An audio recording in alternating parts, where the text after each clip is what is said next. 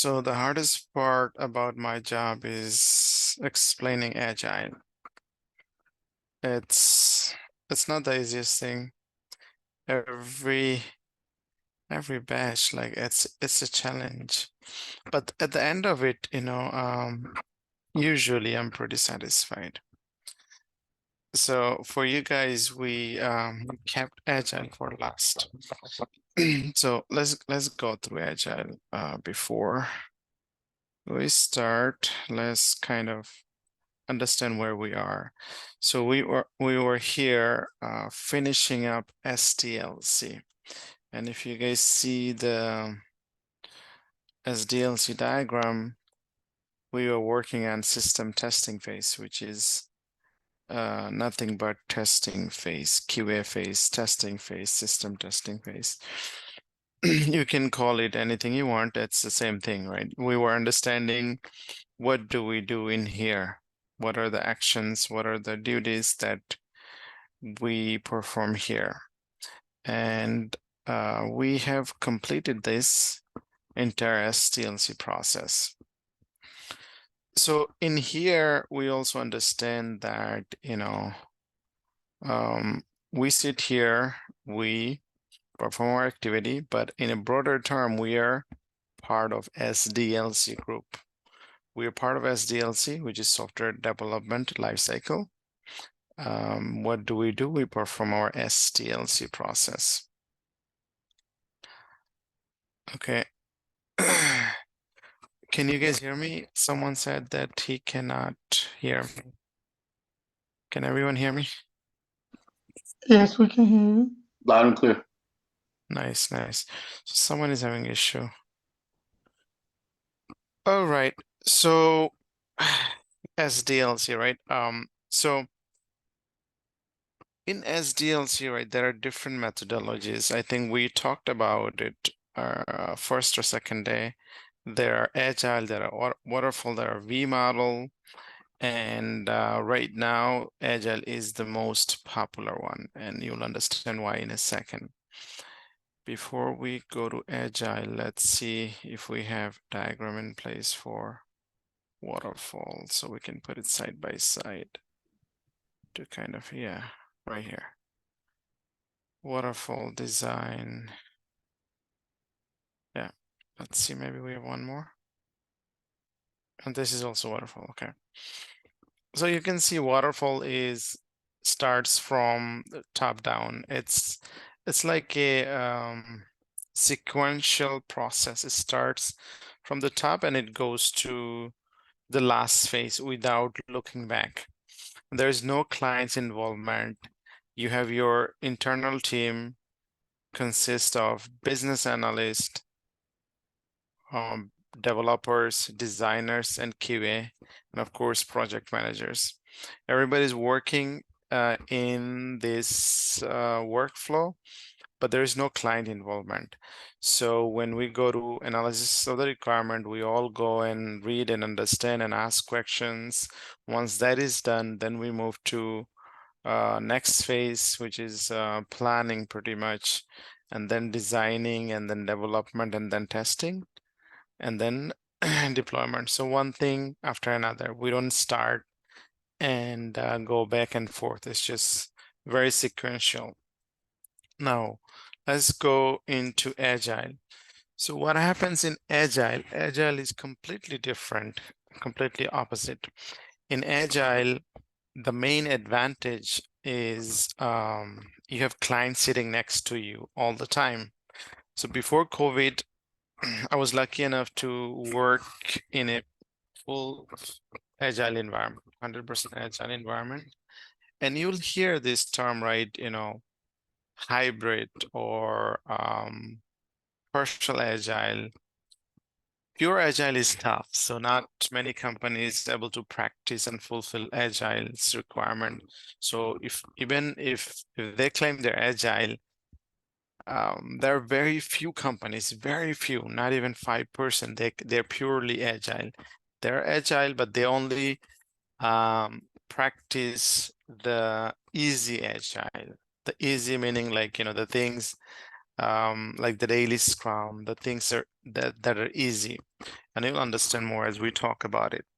So I was fortunate enough to work in an agile environment, a physical agile environment where we were in the same room. Agile requires you to be in the same room. Everybody that is working in your team must be in the same room, present and working with you.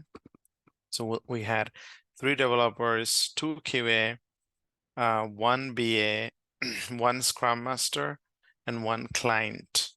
And client they call stakeholder in Agile. So everybody's sitting in the same room, everybody's helping each other, supporting each other, getting things done. So that's one advantage of Agile. You have everybody in one room. You have a question, you ask. You have confusion, you ask. You need help, you ask.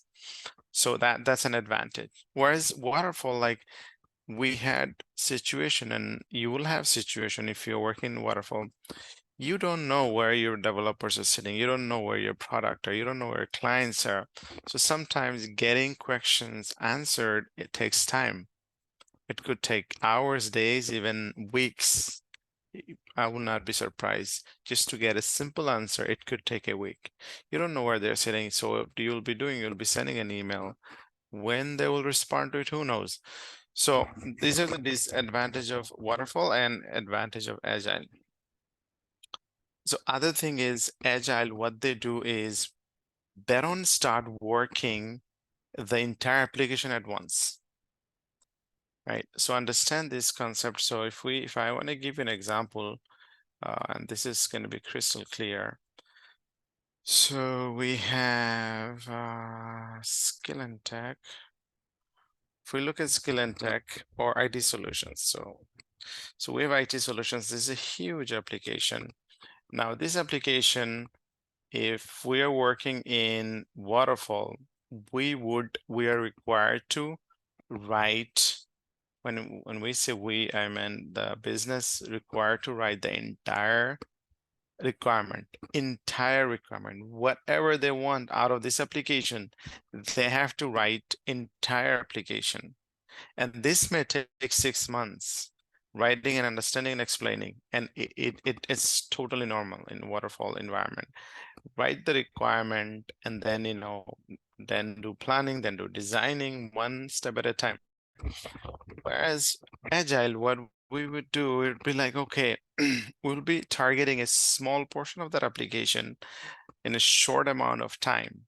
So we'll be saying, all right, give us some requirement, workable requirement. So the people, the business, and the client, they will work together. When I say business, I'm talking about business analyst. They'll work with the client and they'll say, okay, how does our dashboard looks like, or how does our login functionality looks like, or how does our homepage looks like? Do we have understanding? If so, let's put it in requirement and let's have the team working on it. And while we're working on it, they're going to go build the next pages and the rest of the requirements. So what we will be doing, let's say homepage or the login page, these are the simplest thing and the first initial thing and must have, right? Before you do anything else, either the homepage or login page, or ideally these two must be combined, right? Home and login, because home is where you log in from and login is where the home should be in login, whatever, right? Okay. So ideally they should be the same page, or it can be two different, like here, right? Which is totally fine because our business require us to separate our login from homepage.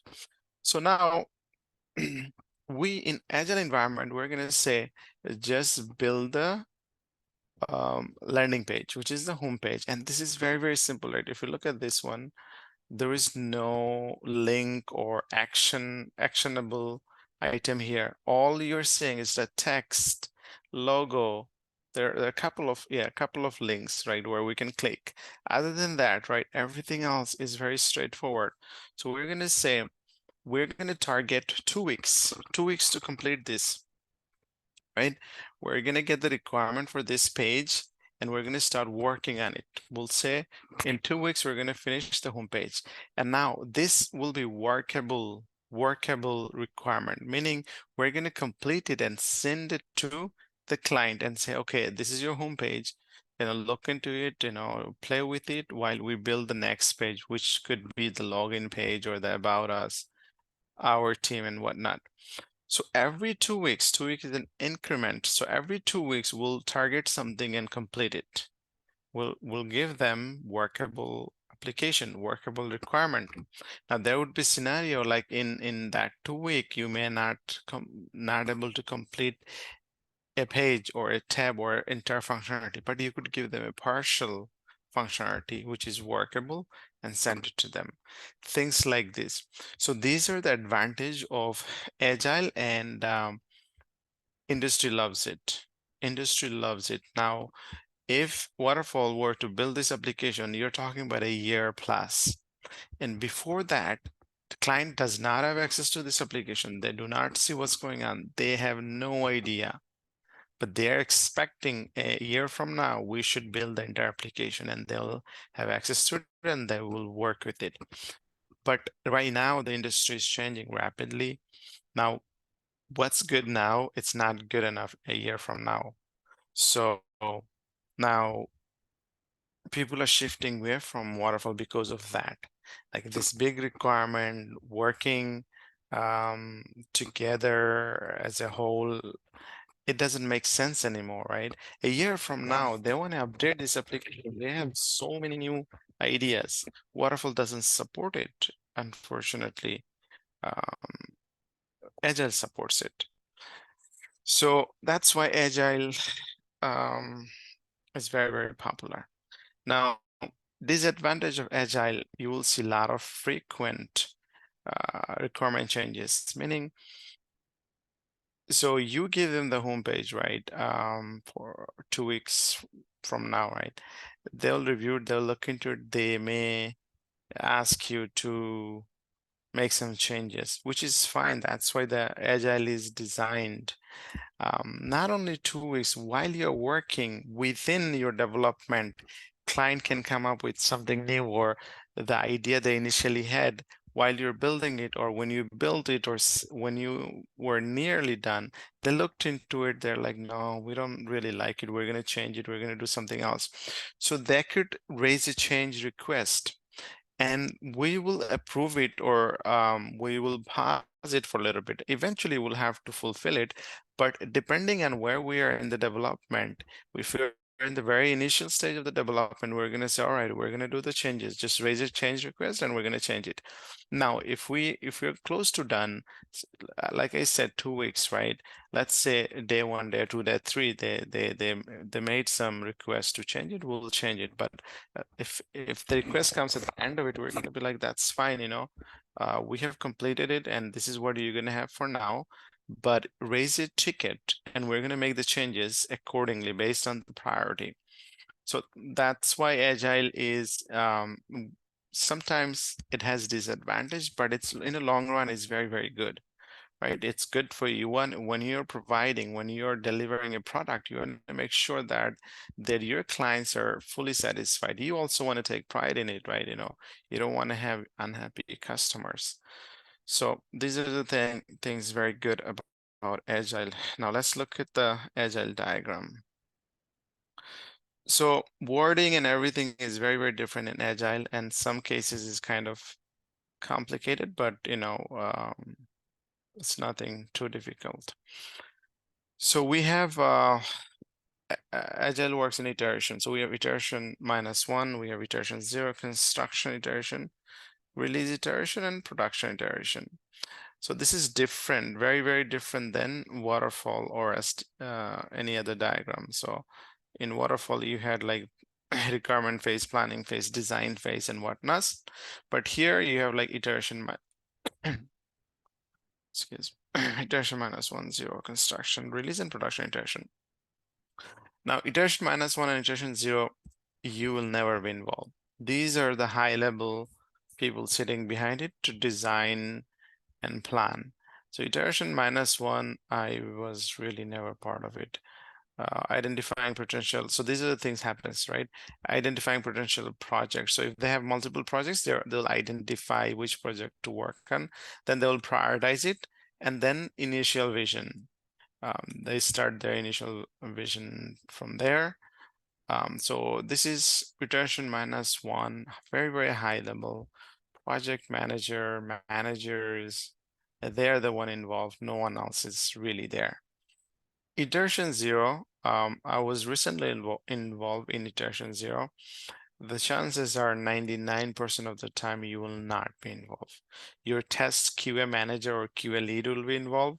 And what happens in iteration zero? Project get initiated.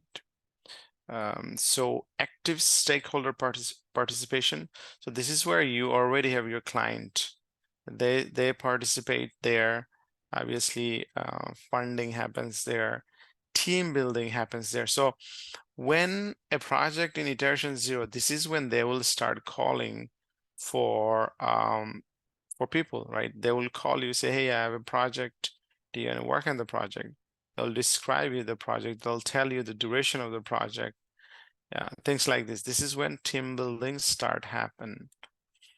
Initial requirement. So initial requirement gets finalized here. Architecture gets finalized here, and environment gets set up here. So this is like pre-work basically, right? Planning, team building, requirement architecture, things like this. Obviously, um, stakeholder and things like this.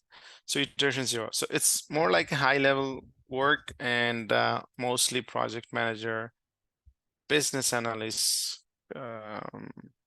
stakeholder, QA manager, dev manager. These are the ones involved here. Now comes construction iteration. This is where actual work happens. And here, notice there's no separation. Every team working here, dev, QA, designer, business analyst, everybody's working here together. Construction iteration is nothing but teamwork. Entire team working together to achieve the goal. So here, what are the things happening? Active stakeholders participation, documentation happens here, development happens here, testing happens here, multiple type of testing happens here. Internally, software gets deployed. Internally meaning like from I'm going to explain to you guys about different environment and how software gets deployed in a bit. But just understand like there are different stages when a software gets built. There are different stages that software has to go through. So we internally deploy it so that we can test it thoroughly. So construction iteration is where the magic gets done. This is where all the work gets done, physical work. And once that is done, so within here, like everything happens pretty much, right? Designing, planning, designing, development, testing, and internal release. Now, here, release iteration deploy into production.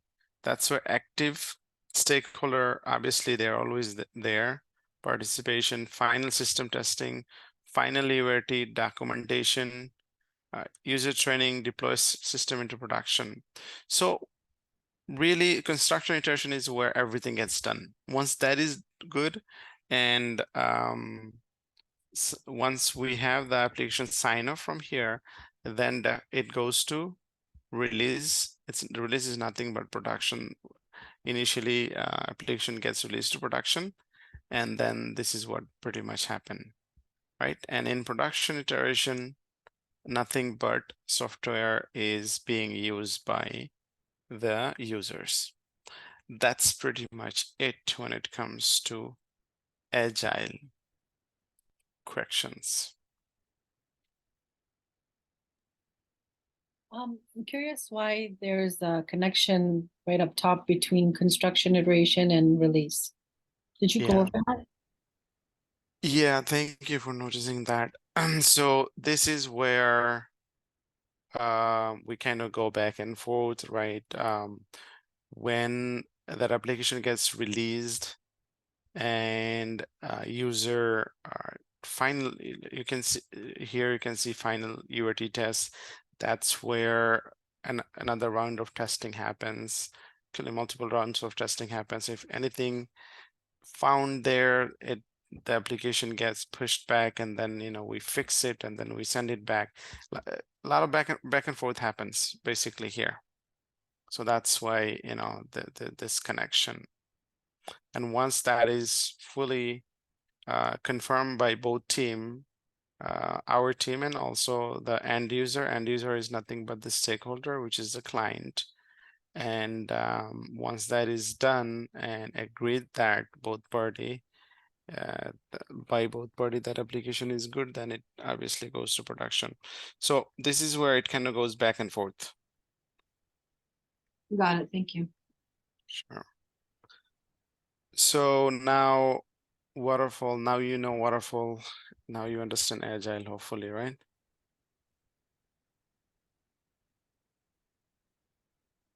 Is it simple, straightforward? Any questions? What do you mean by internal release in the construction phase? Is it that in this phase also the UAT is gonna be happen, or it's gonna be in the release phase? No, UAT happens in the release phase. So internal deployment. So so developers, they work in their own place, own environment. Then QA, like us, we have our own dedicated place or environment. It calls us, we call it as environment. Then UAT has their own environment, and then production has their own environment. So UAT belongs to the client, production belongs to client, and obviously users, right? Anybody and everybody can use it. Now, dev and QA is internal, is for our developers and QA. So when we say internally deploy the software, we're deploying it to QA only, dev and QA. So these are deployed to internal people, internal meaning us, right? So this is not accessible to the client or for the user, external user to use at this point. Okay, thank you. Yeah. So Agile, any other questions? How do you find Agile? It's simple, right? Straightforward. I think so. All right. Do you think you understand Agile? I wouldn't pass a test right now, but I think it's pretty straightforward as I'm looking at it. Yes. Nice, nice. Great. All right. So let's keep going. So we're just starting with Agile. There is so much more going on. If you have to explain Agile, there are a couple of descriptions here. Agile methodology is iterative development methodology where we build an application part by part. Okay, there another one. Agile is a process by which team can manage project. Okay, just look into these descriptions and whatever makes sense whenever you need to face an interview, explain to them with your own wording. Right, so let's go ahead and start with Agile. So this is just basic of Agile. Now we're gonna get a little bit, let's understand a little bit more about Agile. So some notes about Agile to understand Agile, we need to understand this terminology. We need to understand what is Scrum. We need to understand Scrum team, Scrum call, product owner, Scrum master, developers, tester, product backlog, backlog grooming, sprint, sprint zero, sprint backlog, sprint planning meeting, sprint review, sprint retro, Scrum of Scrum, release backlog, epic, user stories, estimates, burn down chart, burn up chart, burn down chart, burn out. Can't speak to them. Burn up chart. All right, so these are the things we need to understand first before we move forward with Agile. So let's talk about Scrum. What is a Scrum? So it's, sorry.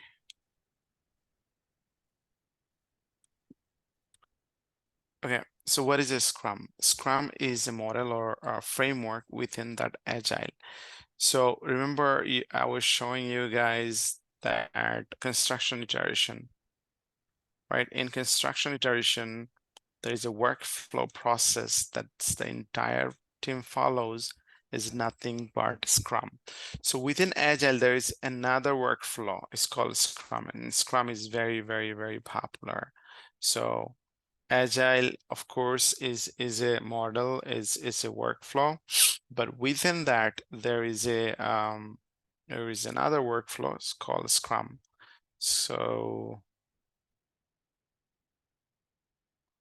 okay, I lost it. All right. So in your interview, they will ask you, have you worked in Scrum? Do you understand Scrum? So you have to explain what is Scrum. Scrum is nothing but a model or a framework within Agile. In construction iteration, the workflow process that the team follows is nothing but Scrum. Within Scrum, you have Scrum team. So let's look at the Scrum team. Scrum team should never be more than 9 people. A standard Scrum team should have 7 people, not more than 9 people, not less than 5. So usually the ratio is 3 developers, 2 QAs, maybe 1 QA. Now it's mostly 1 QA. 3 to 4 developers, 1 QA, 1 business analyst, 1 Scrum Master, and a stakeholder, a client. So this is your team. You'll see like 7, 8, or 9, usually 7. So you have your team here: Scrum Master, product owner or stakeholder, developers, testers. Some cases, a senior developer will play both roles as developer lead plus Scrum Master. Or most cases, it should be separated. So just understand that.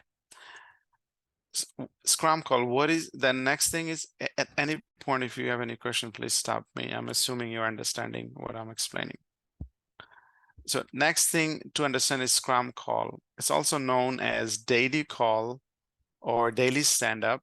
Usually when you go to your office, nowadays is remote, right? So when we log in, we have first thing is our daily call or Scrum call or daily stand-up. It's 15 minutes. Usually standard is 15 minutes. If your team is too big, it's going to be 15 to 30 minutes. It's usually 15 minutes. That's the standard. 15 minutes long call. And this is where we discuss what we have done yesterday, what are we going to do today, and what are the blockers, what are the things, what are the issues that we blocking us from moving forward. So we talk about it simply. Everybody barely have 90 seconds. You just give your update. That's it. 15 minutes. Right. Then we have product owner. So product owner is nothing but client or stakeholder. Scrum Master is same thing as project manager. Developers, testers, product backlog. Next big thing is product backlog. So product backlog is nothing but requirement saved in a place. So you guys have seen requirement in waterfall. I hope you guys remember we had a big document.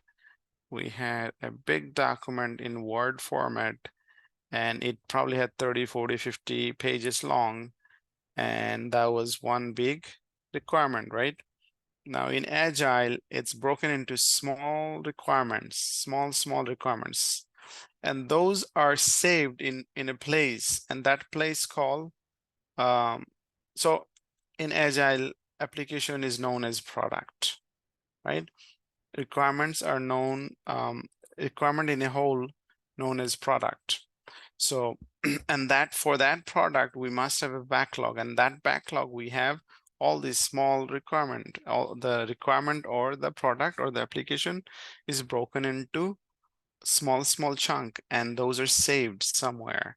It could be in Excel sheet, which doesn't happen nowadays because now we have fancy tools, so we don't need Excel sheet. We have something nicer, something looks like this. Let me I'll show you in a second, but before that, I want to show you product backlog here. So if you look at this right here, right?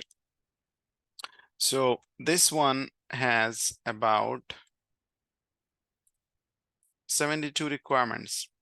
And you can see these requirements are, all of them are sitting in one place. So when I say product, I am talking about the entire application. And these are the requirements representing entire application. Right.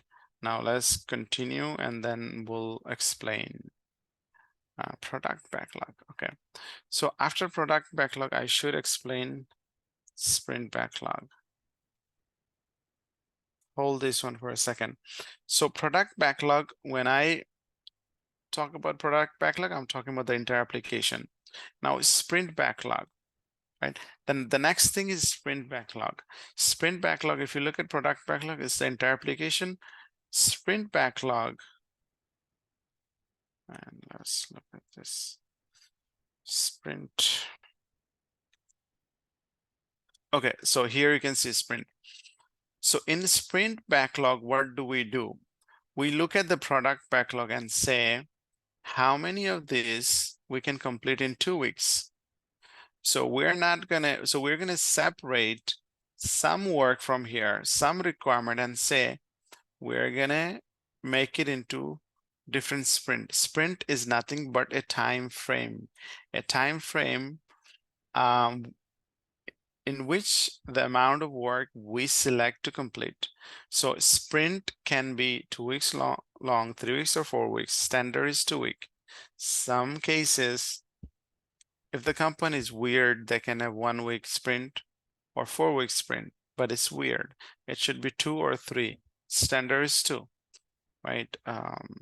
Before I confuse you, let's focus. All right, so we understand product backlog. Now I was talking about sprint backlog. So sprint backlog is mini version of product backlog.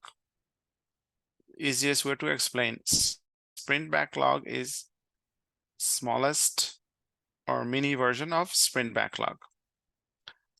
Yes, Brother Rizal. You have a question? I don't think I could hear you.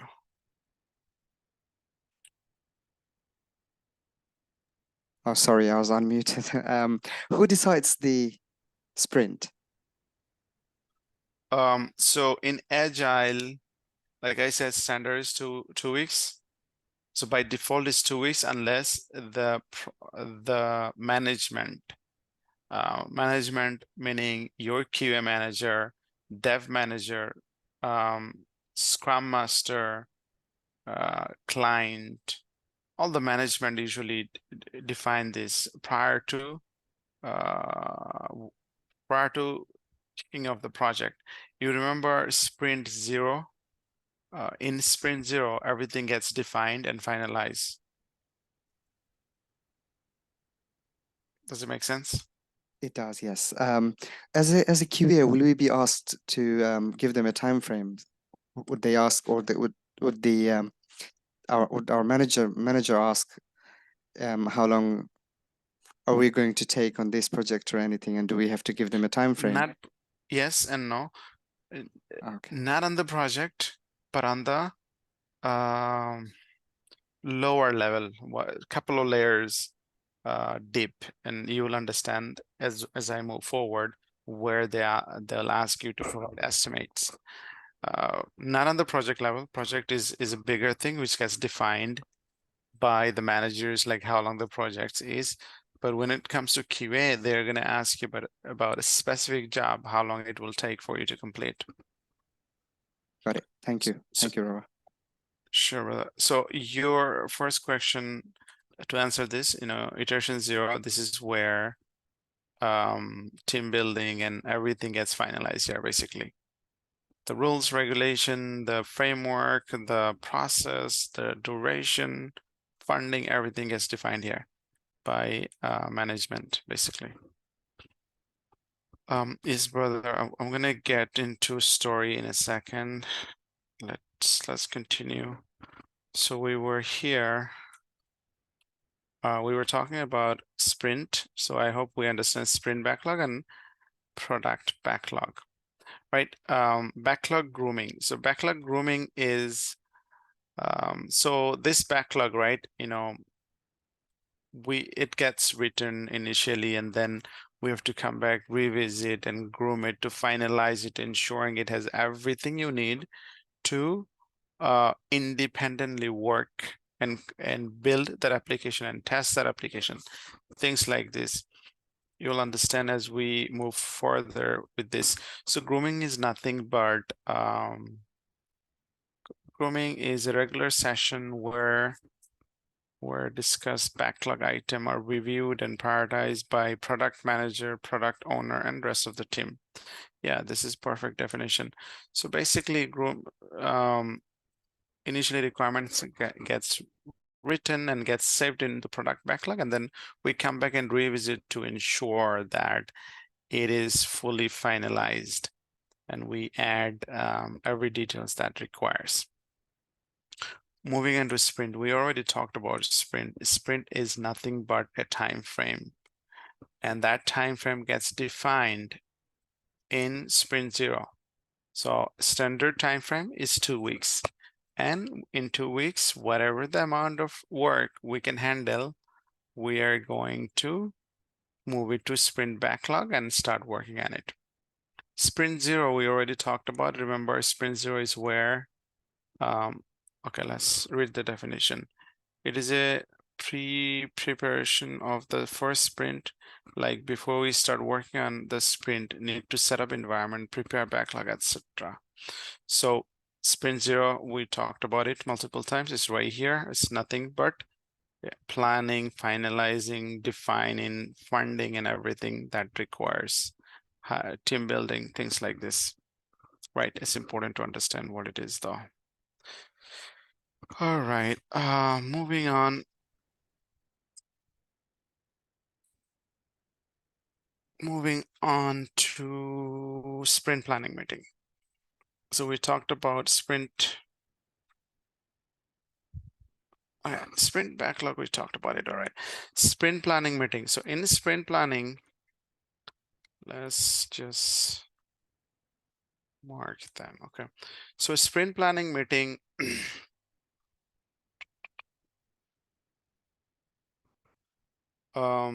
before we start a sprint, we'll do planning.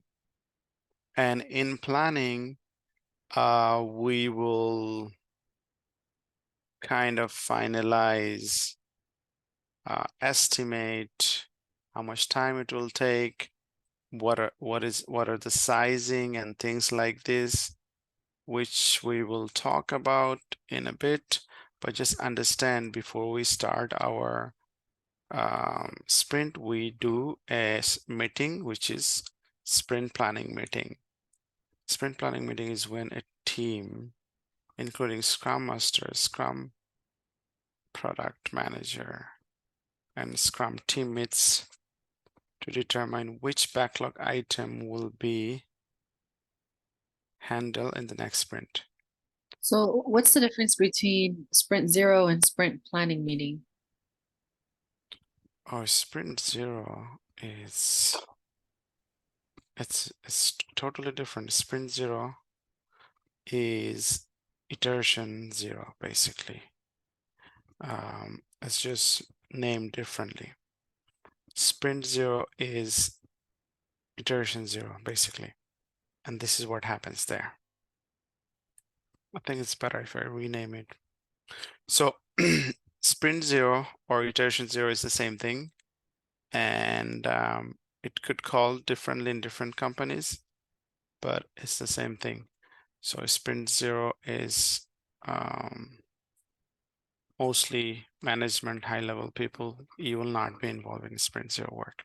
And sprint zero happens only once per project because you just need to do one-time team building and defining everything you need to for that project. It happens only once, and it could be any duration. It doesn't have to be 2 weeks. Ideally, they should limit it to 2 weeks. But for my case, for my current project, we were in sprint zero for 4 weeks, if I remember correctly. Because sometimes it takes time to build a team, go through everything you need before you start kick off the project, basically. So we were there for a while. I just don't remember exact duration. Okay, so sprint planning meeting is done, sprint review. So once the sprint is done, which could be 2 weeks long, or whatnot, you will be having a review meeting. In review meeting, you will be demoing your work to the client. So in the sprint review meeting, whatever the work we have developed, we'll be giving a demo to the client and they will accept it. Then we have sprint retro. In sprint retro, what do? We talk about what went well, what didn't went well, how can we improve things like this. So retro happens every time, after every sprint. After each sprint, entire Scrum team have a sprint retro meeting to find what went right, what didn't. Also, they talk about areas of improvement. Okay, so that's sprint retro. Then SOS. So we have another meeting called SOS. So if you have multiple Scrum team working on the same project, you will have once a week or twice a week a call, a meeting where everybody gets together to share their update. So in Scrum, right? So when you have Scrum team, you are working with your team and you only know what's going on with your team. Now, let's say your application is big, right? This is a big application. Now, the management decided to have 3 teams working on this application to deliver it faster. Now, you'll only understand what your team working on. You not know what the second or third team working on. Now, that's why you will have a SOS call twice a week is the standard, but it could be anything. Now, that's where your team lead, you will have somebody representing your team giving status update. It's not going to be everyone individually talking about it. It's going to be a team update. Release backlog. What is release backlog?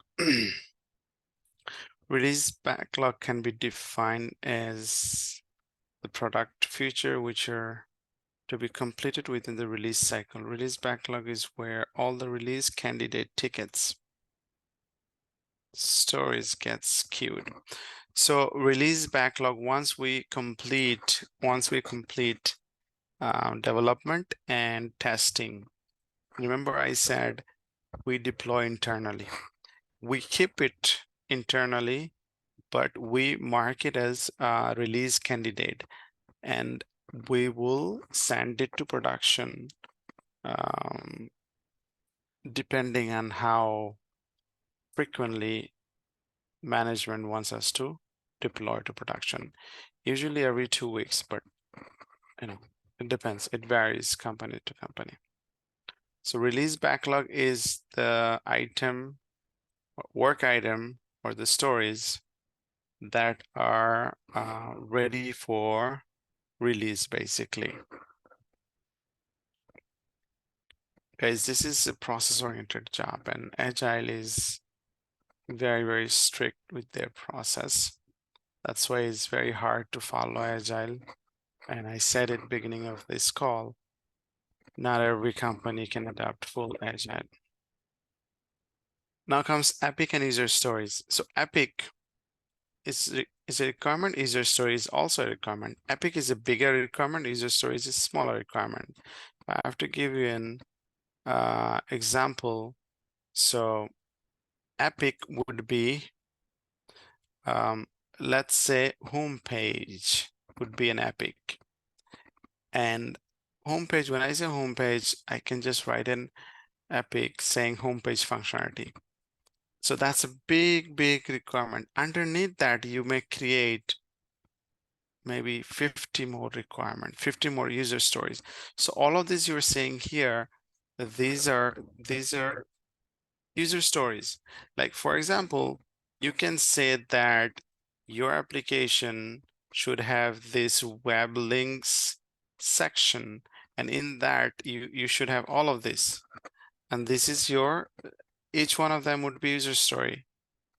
You can have like, you can write an epic, sorry, you already written an epic call homepage, right? Homepage. Underneath homepage, you can create a user story, which is representing this functionality. You can create another user story representing this functionality. You can create another user story representing this logo. Next one is this text, and this reviews, another story. Everything you see it's a requirement, right? And you have to write it somewhere.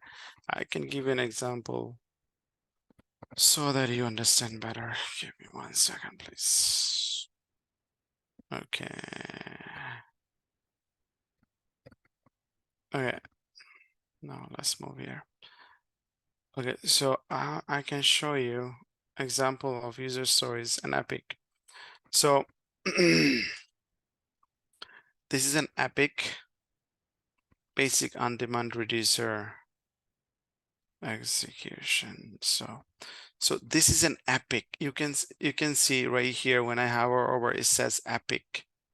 The type is epic. Underneath this one, I'm expecting multiple user stories. Look at this. Here, everything in blue is user story. It says story. Story. You see story. Ticket type. So see what happened. Under and red one are bugs. These are the ones got created later, like QA folks created bugs. But ignore those for a second. For you to understand this, just focus on this epic. So epic is bigger. This basic on-demand application, they have written that I have an epic. This is the description, and this is a bigger requirement. Now, in Agile does not support bigger requirement. This epic is nothing but placeholder. Just like here, I was showing you homepage. Homepage it will be a placeholder. Now underneath that, you're going to break it down. You're going to break it down in different sections, like I was showing you, logo and other functionalities, right? Now this is what they did here. They created other tickets to break this epic. So this is a bigger functionality, and they broke it into so many different. If I open one, you're gonna see this is much smaller. So they have broken into smaller pieces. This one epic, they broke them into maybe 10, 15, sometimes 20. So these are the concept of epic and user stories. Okay, so now you understand epic and user stories, hopefully. Then you have estimates. Now you have to give estimates, like this brother was talking about, do I have to let them know or give them estimate of my work? Now you're gonna have to give estimate here how much time it will take for you to complete a user story and an epic. This level you're gonna be providing estimates. You don't need to give estimates on the overall project, but you're required to give estimates on epic and user stories. So there is a process to follow that, and we will do that, right? Now, burn down chart is nothing but a chart that shows your work progress, completed work progress. So if you look at this one right here, remember I said 5, 10, 15, 20. So burn down chart, basically it shows the progress of your work. This blue line representing expected chart, and red one is representing actual work, basically. But by end of it, you should complete your task. If you do not complete your task, this will not be completed. It will be somewhere here. It won't come to 0. This is 0, right? It will show the number of the work item you didn't complete. Okay, so burn down chart, burn up chart, completed work in the project, whereas burn down means how much work is remaining. Yeah, so burn up is showing, I think I said it wrong. Burn down is showing what do you have the work remaining, and burn up is showing the work completed. That's the difference. So if you understand all of this, you understand Agile. And this is not it, right? We have just started with Agile. Now we're going to physically do each one of them, right? We're going to physically show you each one of them. Before we finish, just want to show you example of sprint backlog and product backlog. Let me show you in actual work. So this is a team. Now, if I click on backlog, it's going to show you the entire backlog item.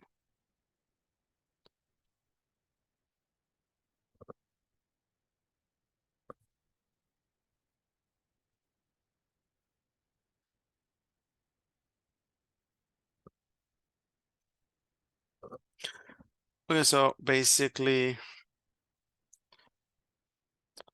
these people, they broken this into, okay.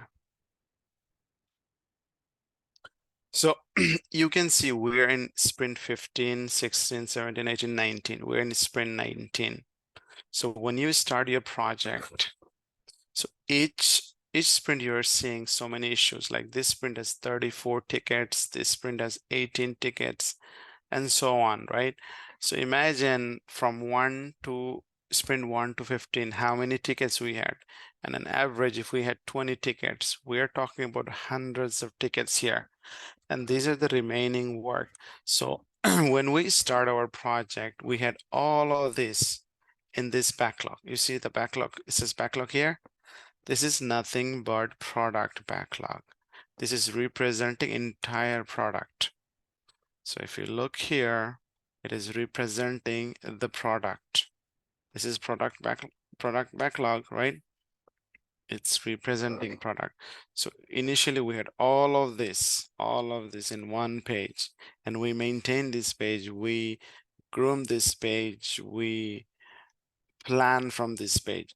Now from here, we made multiple sprints.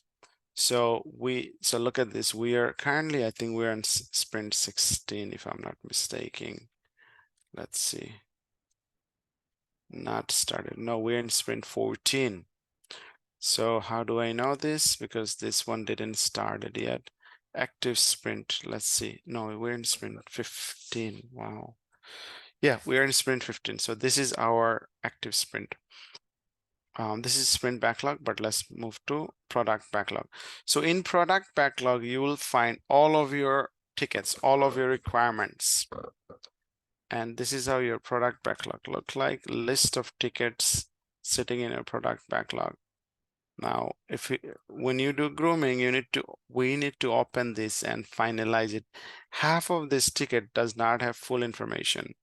Now, when we do grooming, we're going to go through it and we're going to say, okay, this ticket is missing this item. Let's complete it. So if you look at this one, a lot more work can be done. Like this does not have too much information. I don't think we can work with this. So as part of grooming, we're going to add details. We're going to add estimation and everything else. So let me move to a different team. See if you can see it better. Let me go to backlog. Probably this one has better view. Yeah, I think so. So look at this. All of these tickets, only who knows how many tickets are here. So you can see hundreds of tickets sitting here representing the product, and this is nothing but the product backlog. And what you're seeing here under this is your sprint backlog. Sprint backlog has this many issues: 17, 18, 19 tickets. These are your sprint backlog. If you go back here, product backlog and sprint backlog. And then what is sprint? Let me show you what is sprint. Also, if we go back here, sprint is the duration. When I hover over here, first it says 1 day remaining, because our sprint started on August 2nd and it's ending on the 16th of August, 2 weeks. 2nd to the 16th, 2 weeks. So this is sprint, it's the work duration and the amount of work we selected to complete within that sprint. All right, guys, I think this is enough information. Questions, concerns? Happy, angry? Brother. Hey, man, what's up? Yeah, I'm okay. I just got a question for backlog grooming. So you're doing stuff like prioritizing like how long the stories are gonna be. You like fix the details on the stories. Uh-huh. Are you prioritizing stories for each sprint as well? Or are you just like planning ahead of time? Are we prioritizing stories for each sprint? Yes, we are. Okay. So you see here under backlog, so our people are smart, like, you know, they have 3 sprint work worth of work ready. Sprint 15 is where we're working on, sprint 19. So how did we select this item? We have prioritized them. We review them from product backlog and say, okay, these are the priority work, these are the important work. We're gonna put them in the top. So top, what is the top one? Is this sprint 15. Now, even when we start this within this sprint, we're gonna look into this and say, okay, which one is the highest priority, and we're gonna work on that first. It's always high priority work gets done first. Oh, okay. So the earlier sprints are the more important ones, or Yeah, of okay. course. Gotcha, Yeah. gotcha. I'm gonna stop recording. We can continue our conversation.